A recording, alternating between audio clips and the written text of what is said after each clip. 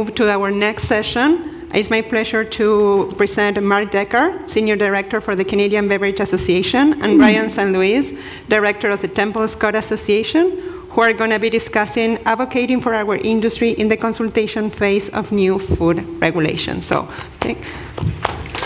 Be careful. Dangerous chair. Yeah, it is a little bit wobbly. Oops. Hello. Are we too close? We're getting too close. There we go.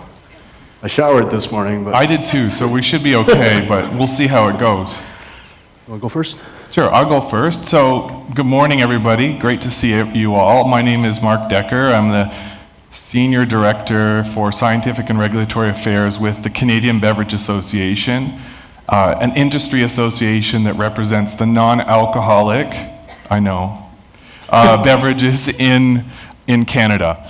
And today, before I kick it over to you, Brian, for your introduction, just wanted to let you know what we're doing. We're going to have a little bit of a mutual interview, kind of fireside chat on consultation, and we would really love your questions as we kind of we'll do the beginning bit, and then your questions will be really important at the end. So thank you.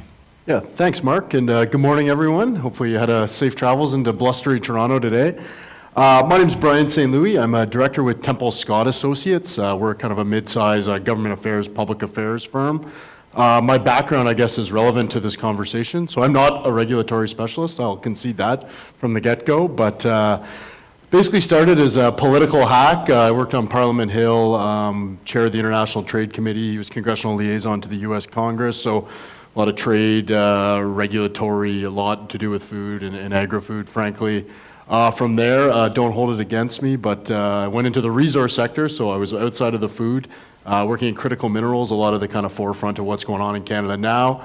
I did run as a political candidate in the 2019 federal election in an Ottawa suburb. So unfortunately, that didn't go as well as I had hoped, but I wouldn't get to be here this morning with all these great people. So maybe it was a blessing in disguise. But since then, I've worked basically in technology, and I think most relevant to this conversation, up until about a year and a half ago, I was leading government affairs for Bimbo Canada, so Canada Bread. There I was involved with Food and Beverage Ontario, Food and Beverage Canada, Conseil Transformation Agroalimentaire de Québec. I was also the chair of their bakery group under that. So also on the Agriculture Adaptation Council. So been pretty involved in, I guess, some of those high-level regulatory discussions among industry and kind of seeing those come down the pipe and what can be done. So basically that's what we're here to talk about today. So. Oh, I got the first question. You had the first question. We talked about this. Yeah, we did. I was just all, I thought it was all done there. So, that's okay. I mean, what is the regulatory process? I mean, we obviously got a bit of I think a sample, in the chat before this, but there's a lot of, I guess, what you see publicly and then also what goes on behind the scenes, and that's what Mark and I are going to cover this morning. So, with that in mind, Mark, this seems complicated and demanding. So what, can you break this down? Like, what should one expect when they see something announced, and what do they need to know? Yeah, you can see that from Dino, the number of things that are involved, and he spouted out a few things: pre-consultation, consultation, notice of proposal, notice of modification. So it's really important when you see a consultation or pre-consultation that you read through what's there so that you understand what's going on. And honestly, it's important for the regulatory folks in the room that you read that before anybody else in your group gets a hold of it so that they don't freak out, so that you can help to manage the expectations of your organization. Yeah, you've been there. That you can understand a couple of the details. And when is this going to be kind of coming into effect? That's going to be really important. So you want to figure out when you read through the material, kind of what's the timeline looking like. We all know that if you had a notice of, or maybe you don't, but some of this is new to some, but when you have something like a notice of modification, the timelines there can be pretty short. And to their credit, those things with incorporated by reference, the timelines have really sped up on some of those regulations and how you can change things. So you've got to be on your toes so that you can respond to those, because they're pretty quick. Some of the other things, and Dino was outlining the pre-consultation, even the consultation process for Division 24 and Division 25, they've been going on for a long time. So you have opportunity to engage. So that's going to kind of be one of your first things. The next part is you really want to understand if it's a consultation that's really affecting you. So you've already read through, and yes, this is something that I really need to engage on. You got to take stock, and what do you need? What kind of stuff are you going to need in order to really engage here? What kind of data am I going to need to produce? I might be compelled to produce some sorts of data, or strongly encouraged. We had some of this going on earlier this year with aspartame and colors, right? So there was a request for data, and it's if you don't provide data, then they might go away as being permitted. So it's kind of an arm twist request. So you got to know if you need data, then you got to get that. So you have to really activate your organization then to do that. And then the last kind of a couple things you want to think about is this impacting just me, or is this kind of more of a industry-wide activity? Because if it's more on the industry-wide activity, you might find that having a coalition, finding a partner, finding other groups that are really active and engaged on this type of a file, that you're going to find strength in numbers there. So it's really important then. There are some things that happen that are really niche, and you might be in one of those businesses or organizations that's really niche. And so if you can find a friend or two, that's very, very powerful. And the last bit is really calibrate your expectations so that you know how much you're going to be able to influence on the consultation. You have to respect or understand. You see the number of respondents that Dino showed. There were a number of other folks that are responding to a consultation. So your opinion and your position may be eloquent and perfect, but others will have that too. So you have to make sure that you kind of calibrate that you're not going to get what you want in every consultation exactly the way you want it.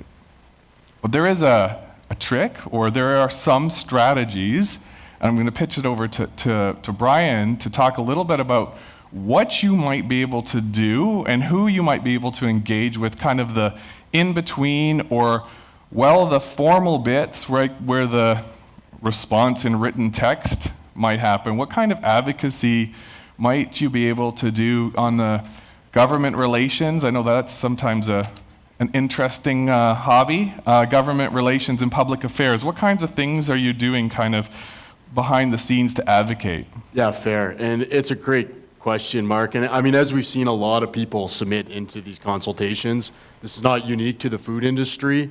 The reality is the high-level decision makers are not going to sit down and read 800 briefings on a particularly specific regulation. So it's very important to work through that process. A lot of the time, it's a good way to get your thoughts lined up and kind of get that conversation going with the regulators. And sometimes they're receptive, sometimes they're not, and we'll get into that. But ultimately, there's things you can kind of be doing outside of this kind of more formal process, as we saw with kind of Dino this morning and Mark outlined. And I kind of see it as two parts, and there's not a hard kind of delineation or demarcation when one turns into the other. Apart from once it's in writing, it's relatively real. So when the government's publishing something on their website, I would definitely be paying attention to that. But, before policy comes out, generally speaking, it's telegraphed in some way. It's either, in priority documents from politicians, it's in speeches, it's in remarks. So I would just encourage you. I mean, I know a lot of you are busy running your businesses, doing regulatory. Some of you probably wear multiple hats within, your individual companies or organizations.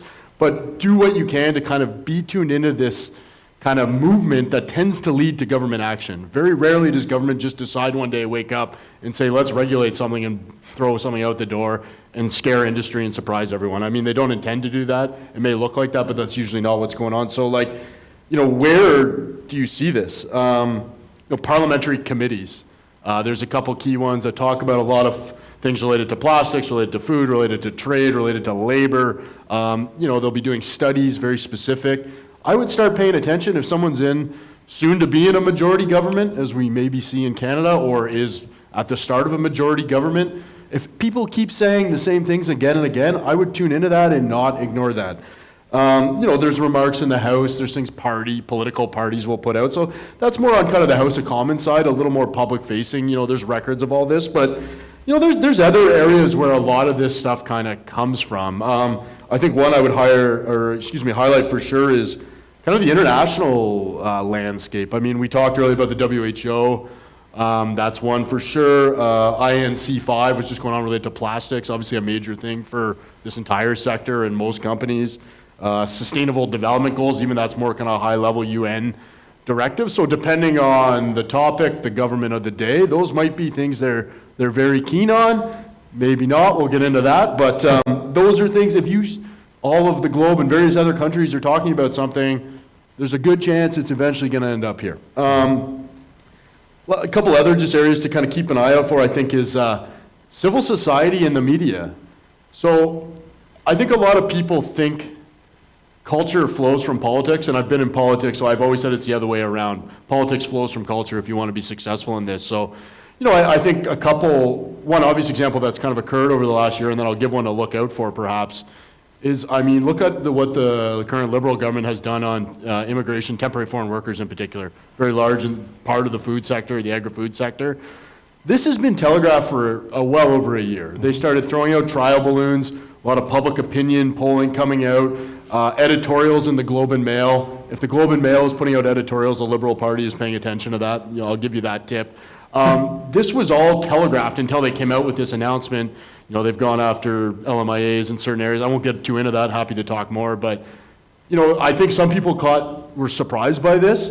I know we were working with Food and Beverage Canada. We were highlighting this constantly about a year ahead, like they're going to do something, they have to, they're down in the polls. This is becoming a bigger and bigger political issue. And you can track it among Canadians and their views. So don't ignore cultural movements and social movements, and sometimes those might be ones that are going on outside of your information bubble, if that's fair as well. Another example I'll highlight real quick, because I don't want to go on too long on this, is I'd be paying attention to what RFK is saying in the States. Whatever you think of him and Donald Trump, he is now a major leader in the most powerful government in the world. And I hate to break it to everyone here, but our food, beverage, agri-food is heavily integrated with the US. So he starts making moves on additives, on pesticides. There's a good chance it's going to come here, because if not, it's going to be a trade issue for us beyond everything else. So start paying attention to that. This is obviously coming from a bit of a movement on social media, and we could dig into that more, but people are paying attention, politicians react to that. So last but not least is just global finance, moves around global sustainability, climate, all this. That's money. Money drives things. That's not going away, and it's a lot harder to go back in. So that's probably kind of what I would encourage outside of that, but I guess, Mark, kind of moving beyond that, it's more onto, I guess, of course, we want to cover, how do we make sure our thoughts are addressed? We mentioned the 800 submissions. What do we do to make sure that we're not just putting a lot of work into this as you outlined, well thought out submission? What do we do there? Yeah, it's important. You want to have your opinions and your point of view recognized and addressed. I think when you start out, even though it looks like you might be getting a personal attack, the number one thing is don't take it personally. Don't take it personally as you as a regulatory person or as defending your company, which you will do, but don't take it personally, because they're not out to get you, right? They are not. So that's the first thing. So you take stock of what this really is and then really try to address it going from there. The second thing I would really try to do, and really picking up from the work that Brian has suggested you would engage in, is try to understand why the government, in this case we're really mostly referring to kind of the federal government, because some of their processes are much more predictable. The provincial governments are another beast, and then you might need to just hire someone like Temple Scott to help you out. I paid him to say that, but no, he did not. But it's to make sure what are they trying to do? What are they trying to get out of it? You have to remember that those that are in the bureaucracy are also trying to advance their internal agenda and to follow what the government has mandated them to do, right? So you can look at some things like their mandate letters to kind of get some of that prediction and why they're doing it and what they really want to get out of whatever regulation that they're proposing or working through. Because if you understand, you may not agree, but you can at least then raise the right types of questions or problems. And one of the really important things to do in the consultation process is to be honest with the roadblocks and red flags that the regulation may propose. And we don't really want a lot of it in most cases, but really the important feedback will be like, this is going to cause major chaos here. And then provide data, provide the financial impact. So that's how you get your point of view recognized. This is going to cause chaos in this stream. If we label it like this, then we're not going to recycle anything. So those are really important because that kind of goes contrary to usually the policy's goal. So that's really important that you find those roadblocks and then you provide the constructive feedback for them.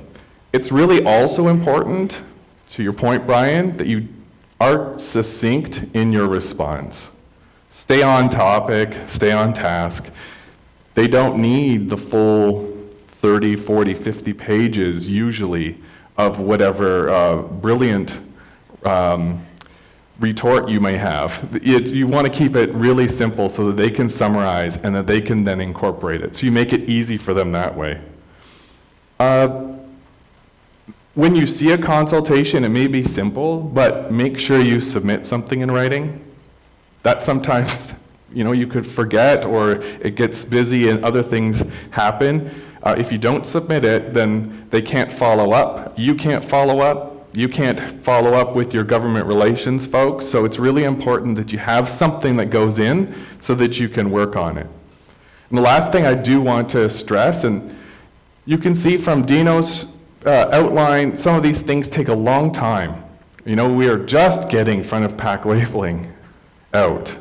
We now have supplemented foods, but it's not all the way in the market completely, right? Those have been, many years in the works. So it's really, really important that you bring, as regulatory professionals, you bring your organization along. And make sure your organization understands, because we all know that people move on to different things, businesses even move to different groups or spin off or whatever. You can't lose the track on your regulatory change, because if you drop the ball or there's a gap, then you can be into major stuck spots. And we've seen those types of things. And it's hard to then get an extension or get an alteration after the fact. As Brian said, once it's in writing, once it's out there, that's how it is. So make sure that you bring your organization along, even though they might be like, yeah, it's you again, you're gonna talk about this, and oh man, we're gonna have to do our labels again, and that's gonna be a pain in the butt. Yes, you need to be a pain in the butt to your own organization sometimes to make sure that things that they happen. I'm looking back, I have to find my next question. No worries. Yeah. Okay, thanks. Now I remember. The last question I wanted to ask you, Brian, and maybe before we kind of go to some questions from the audience, is how would I step up my advocacy game if I really think that there's a lot of regulatory pressure in my area, or I'm going to really need to get out there and try to change something that's happening? Yeah, great question. And first off, as Mark said, I would absolutely make sure you submit something in writing, because there's nothing worse than trying to elevate your issue to someone and, oh, well, did you submit to the consultation? Well, no. It's like, okay, well, how can I help you if you're not trying to help yourself? So, it sometimes is an arduous process, but get that in writing, and then from there you can usually build a tighter key messages, kind of keep it simple, stupid, as you go up the chain and kind of try to push your message. But how do you advocate outside of the consultation? And I talked about being aware of what's coming, but there are things you can do kind of beforehand, generally related to these subject matters that matter to you, and then I'll talk about a bit what you can do once it's kind of already hit the ground. So life is about people and relationships, and Don't forget this. So, have a relationship with the relevant regulatory actors in the government. Try to stay in touch. If they ask for a favor, I'd be darn sure to do it. If they ask you a question for some harmless information, don't go ask your legal team if it's not a big deal, So get that relationship going with the regulatory team. That will not hurt you. Furthermore, start to know your political actors, and depending on who you are and your role and where your facility is, but if you're a one-factory company or you have a manufacturing service and your manufacturing is a service provider for food and a riding, you should probably know your member of provincial parliament. You could probably make an effort to know your MP. This doesn't have to be anything crazy. You don't have to hit them hard. Just have them aware of who you are, because, what you don't want is, stuff hits the fan and then you're trying to meet someone that's never heard of you and you're asking for a favor in a hurry. How does that usually go in life? So again, people, basic kind of interaction skills will help you with regulation. I call it downfield blocking. Like if you're a football fan, that's kind of the metaphor I use. But so, where do you go from there? I think Mark outlined it perfectly. Don't panic. Don't assume. You have no doubt seen it from your members. I have seen this work. No, my members are great. They're always chill. I have only seen this in certain organizations where there'll be some frickin' headline in CTV News how the government needed to change the page and wanted to announce something. And government announces things all the time. They say things they're going to do. There's no regulation. There's no consultation. Half the bureaucrats didn't even know they were doing it. So don't immediately assume because the government says we're going to do X and Y in 12 years, they're going to do it. So just relax. And you'll have some executives sometimes or colleagues that are freaking out. And I've seen this from the C-suite. There's some obviously very impressive people there, but they don't really understand government. And, I'll say this, a lot of regulatory specialists in this room, I could use, lawyers, engineers. Those are roles where generally someone won't come in and tell you what to do if they have nothing or don't know anything about it.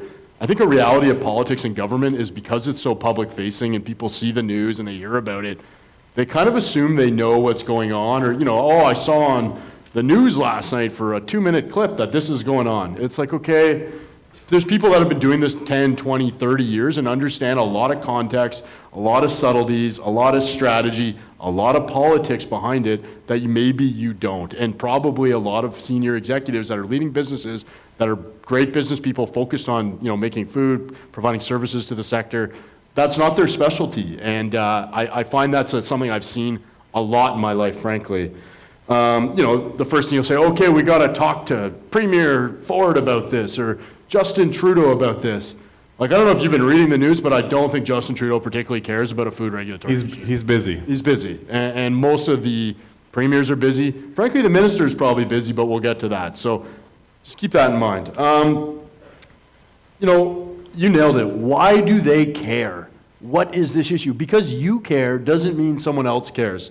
So is it a job thing? Is it you're in their riding? Is it a priority of the government? Coming back to some of what we talked about earlier, is it in their mandate letter? Is this going to cause some political headache for them? You need to be thinking of that before you start talking to people. Because if you go in and you say, I have a problem and I bring no solution and I don't know why they really care, most of them will be polite, but you're not going to get the result you need. So you need to, again, people, what is their motivation here? Why do they care to act? And sometimes it's just they like you because you've worked with them a lot and you've helped them before. So don't forget that, but, like saying something's burdensome is not enough of a reason for a government not to do something. Maybe certain governments more concerned about red tape, sure. On the other hand, I've seen, let's be honest, we're probably going to see a change in government in Ottawa in the next 6 months to a year. Telling them that you're doing something and it's going to cost a lot of money and you need more regulation, but it's good for climate change is not something I would be focusing on. And I've been working with a lot of clients that their messaging has been very tailored towards a, heavily climate-focused liberal government for 10 years. And not to say that conservatives don't believe this or don't care, some don't, but, we could get into that. But why are you going in to talk to them about something that obviously is not a core issue for them? How is it a core issue? Is it a bit, agri-food, competitiveness, exports, cost of food? Yeah, you'll get an audience. So, work with the public servants, I always said that, but I've seen examples where I've been working with the public servants to help push the political side to do something on critical minerals.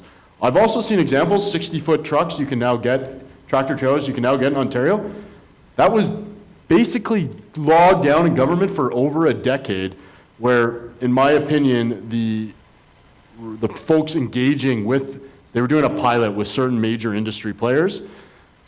And I think they were almost too close with the industry players, and we were on the outside and saw it, and we're like, well, why can't we extend this pilot? What's the delay? And I kind of got along, this, that, and it was like, okay, none of that is really a significant issue or, frankly, my issue. And then, next thing you know, we had a conversation with the Premier's office, Mr. Fideli, who's Economic Development's office, related to a few things, brought this topic up, and suddenly, magically, we're going through the next stage of the consultation 2 months later. So there's all dynamics of that, and you got to kind of play that out. So just last thing, when I talk about policy changes, like that's going to apply to plastics, trade, temporary foreign workers, ingredients, additives, grants. A lot of people here apply for grants. The criteria, what the government's going to want to announce around that, the wording might change. Maybe you're doing the exact same thing. With the Liberals, you presented it as a GHG climate thing. With Conservatives, it's a job, agri-food expansion thing. That's a gross generalization, but I just want to kind of be a bit dramatic to prove a point here. So last but not least, delays are okay if you don't want something. Buy time, bog it down. We've seen, that's my advice as a consultant to companies is how do you delay this? Because there could be a change in government, there could be a change in minister, the political winds change, a legal ruling comes out. And, last but not least, legal outcomes are always possible. I mean, there's numerous major companies suing the government over their plastics regulation right now. The court struck it down. That's put a brake on all the other plastic stuff they were going to do. So, I'm not making a moral judgment on this here, but that's a reality of how these things work. So I'll pass it. I know I'm going on too long there, Mark. I think we have time for a couple questions, maybe? Yes. Okay, if I can ask, if you have any questions, please introduce yourself with name and where you're coming from, okay? And yeah, we have time for questions. We have 2 minutes, and we have the mic guy there. So please, we have 2. So raise your hand, and he will go. And you can catch us in the break, too. Yeah, please.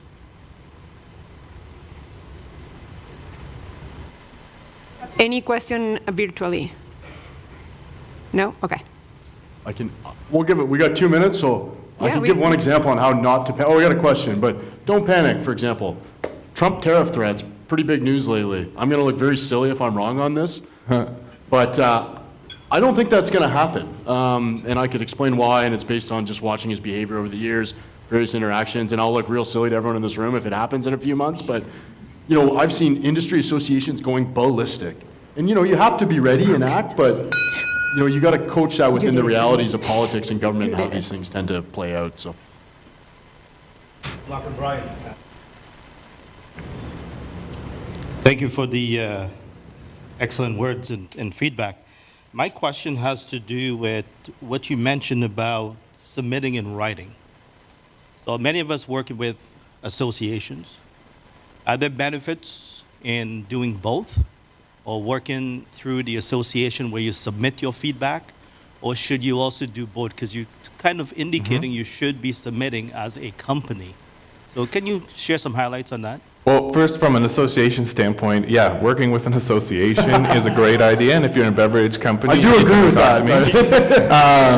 But I think there is benefit for both approaches. The association approach or the coalition approach, you can represent the industry and show that it is an important issue or a challenge for many people in the strength in numbers type of approach. But it is also important in many cases for you to consider as a company itself to provide some sort of feedback, whether it's to echo those response that your association or others are going to put in or your own unique one. As Brian said, then you have an avenue to follow up directly. Your association will absolutely follow up and advocate for you as a collective, but then you also have a chance for your professionals and your relationships to work if you've put something in too. So there definitely is benefit for both. Thanks. I can give a really quick example, if that's okay. Okay, I know we're minus 11 seconds, but I was working for obviously a large bread company. I mean, we were working on Food and Beverage Ontario, Food and Beverage Canada. We were involved in all these consultations, putting together joint submissions as an industry association, which shows size, which shows breadth, which gives political credibility, all that for sure. But then, more on a specific regulatory side, we were talking about the recyclability and labeling stuff.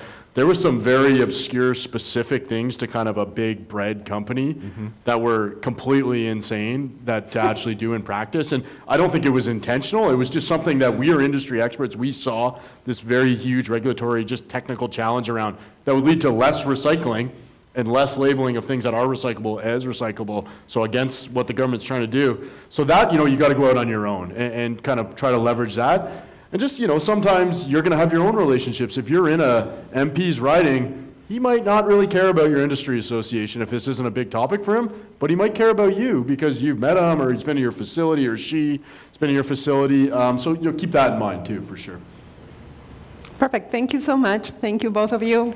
Let's you. give him a applause. Thank you so much. Thank you, Brian.